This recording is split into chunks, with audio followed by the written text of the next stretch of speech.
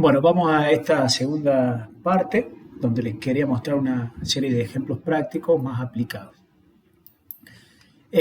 Bueno, vamos a volver a la escala PANAS. No sé si recuerdan el primer video, donde habíamos visto que es una escala que mide afectividad positiva y negativa, donde se presenta una serie de emociones y la persona tiene que responder en qué medida las ha experimentado en un rango de tiempo determinado, como puede ser las últimas 2 semanas o en general, ¿sí? ¿Qué pasa con esta escala? Bueno, les quiero mostrar 3 puntos.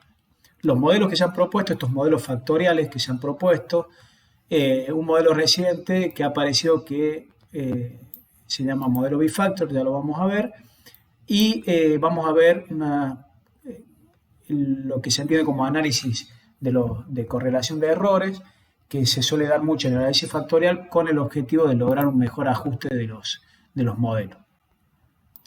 Bueno, empecemos por los modelos que se han propuesto para el PANAS. Hay muchos más, pero estos son los modelos principales. El modelo que se ha propuesto inicialmente, ¿qué plantea? Que existen 2 factores latentes relativamente independientes, por eso se los plantea correlacionados y no ortogonales. Un factor latente de afectividad negativa y un factor latente de afectividad positiva. Cada uno de estos explica la variabilidad de los indicadores. Por un lado, las emociones negativas, y por otro lado, las emociones positivas. Recordemos que esto de acá abajo son los ítems que referían a la escala del PANAS, ¿sí? Interesado y entusiasmado, por ejemplo, para la parte de afectividad positiva y angustiado o nervioso para la afectividad negativa. Bien, otro modelo que ha surgido en la literatura es un modelo compuesto por 3 factores, ¿sí? Un factor de nerviosismo, un factor de tristeza y un factor positivo de afectividad positiva. Es decir, se divide el factor de afectividad negativa en 2 factores latentes y se los plantea como también relativamente independiente. ¿Qué quiere decir relativamente independiente? Que correlaciona pero con baja magnitud. Otro modelo muy común en la literatura es el mismo que el inicial, solo que esta vez se permite la correlación entre los residuos de estos indicadores. Recuerden que en el primer video habíamos dicho que el análisis factorial se estima de esta manera. Un factor latente que influye en la variabilidad de los indicadores observables y estos indicadores observables tienen un factor de error que es aquello que no se puede explicar por la variable latente. ¿Qué hacen estos modelos alternativos que les mostraba anteriormente? Correlacionan estos términos de error. Y se ha visto que haciendo eso, el modelo logra mejor ajuste. Y por último, se ha propuesto recientemente este modelo, que es un modelo bifactor. ¿Qué quiere decir modelo bifactor? No quiere decir un modelo de 2 factores como acá, que este sería un modelo bifactorial, sino que el modelo bifactor lo que plantea es que, además de los factores específicos que determinan la variabilidad de los ítems, existe un factor latente general. Es decir, se indica, ¿sí?, un factor latente que explica toda la variabilidad de todos los ítems y se lo controla por los factores específicos, ¿sí? Bien, hay muchas críticas a este modelo, pero bueno, ya vamos a ir hablando sobre algunas y vamos a presentar en este contexto el modelo de el EJA, el Exploratory Graph Analysis, ¿sí? Bien, veamos ahora, ¿sí?, comparemos en esta segunda parte el modelo bifactor, que les acabo de mencionar de qué se trataba, con el modelo de 2 factores, ¿sí? Hagamos una comparación similar a la que hicimos en el video anterior para la escala de desesperanza. Bien, algunos autores plantean entonces que la afectividad es mejor representada, ¿sí?, por un factor general, luego de quitar el efecto de los factores específicos. Es decir, se está planteando que la afectividad no correspondería con 2 factores independientes, relativamente independientes, distintos, es decir, 2 factores latentes distintos que se relacionan de manera generalmente baja, sino que habría un factor general, es decir, habría una continuidad entre lo que es básicamente sentirse más positivamente o más negativamente. Entonces, en este sentido que se lo llama como un factor de 2 polos, pero con una sola dimensión latente. Bien, Cuando uno calcula los indicadores de ajuste, y esto lo hicimos con una base de datos propia donde tomamos escala Panas, generalmente, y lo van a ver en los antecedentes si se pone a buscar, generalmente el modelo bifactor, más allá de los datos que uno ponga, ajusta mejor, ¿sí? Es una característica propia por la especificación que tiene este modelo. ¿Qué es lo que hace? Es lógico suponer que si yo, en lugar de plantear dos factores latentes que explican la variabilidad de los datos, esto va a tener un término de error, es decir, algo no explicado, pero si agrego un factor general, ya eso no explicado va a ser menor. ¿Por qué? Porque estoy agregando otro factor latente que explique la variabilidad de los datos. Entonces es esperable que baje el error cuadrático medio y que baje también el ajuste del modelo. Que suba, perdón, el ajuste del modelo. Bien, pero ¿qué se ha visto con estos modelos bifactor? Que presentan algunos resultados anómalos como son cargas negativas en factores donde ese peso factorial o pueden entenderlo como un beta estandarizado de regresión en los indicadores debe ser positivo y se encuentran resultados negativos. Suele darse también que se obtienen estimaciones fuera de rango, es decir, por ejemplo, pesos estandarizados mayores a 1, cuando se sabe que cuando uno estandariza los pesos de regresión, el tope es 1, y estos dan mayores a 1 o muy cercano a 1. También se encuentran otros errores como que los modelos no pueden estimarse en las iteraciones que uno propone.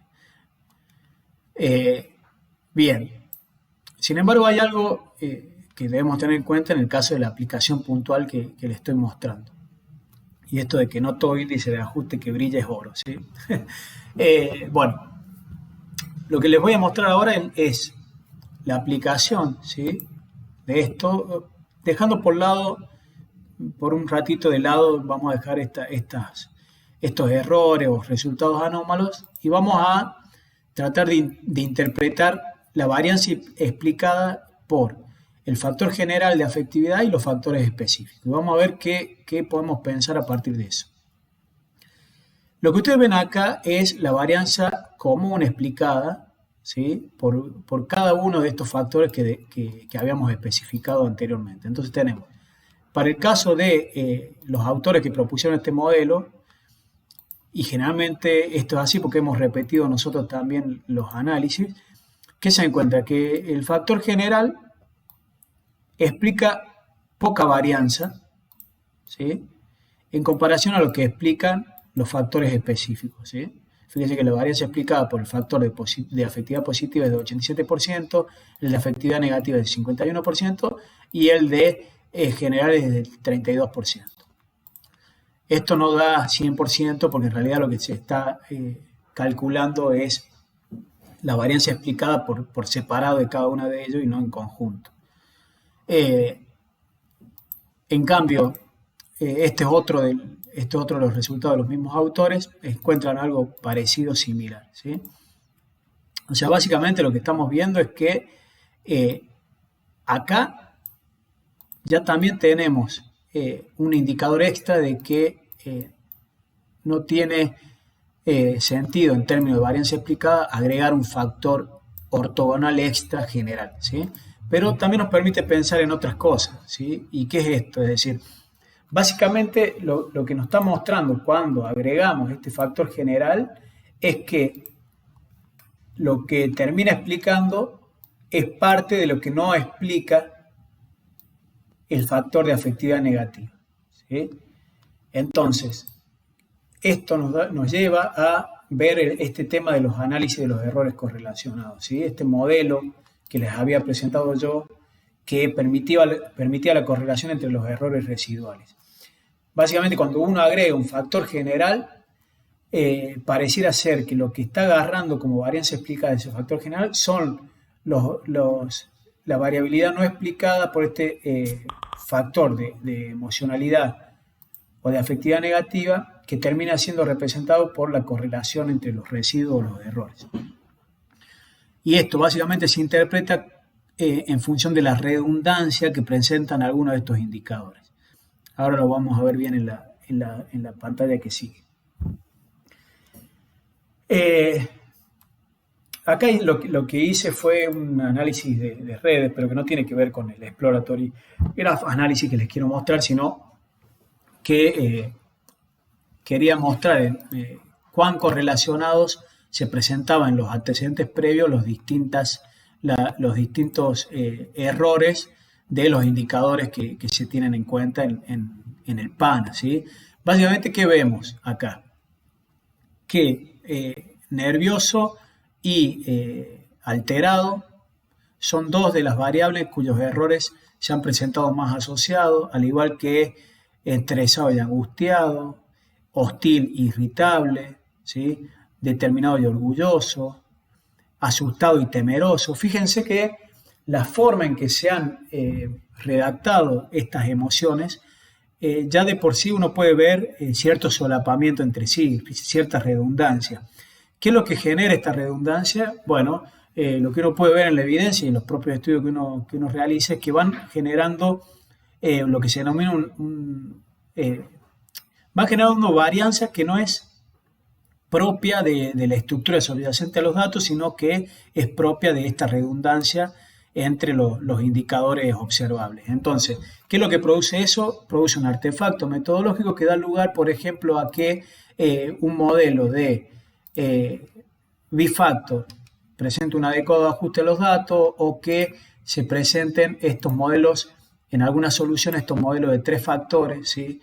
Es básicamente, no es porque la estructura subyacente sea de 3 factores o con un factor ortogonal general, sino porque la redundancia de los ítems va generando varianza que presenta este ruido, y en ese sentido se denomina artefacto metodológico, que no corresponde a la dimensión subyacente.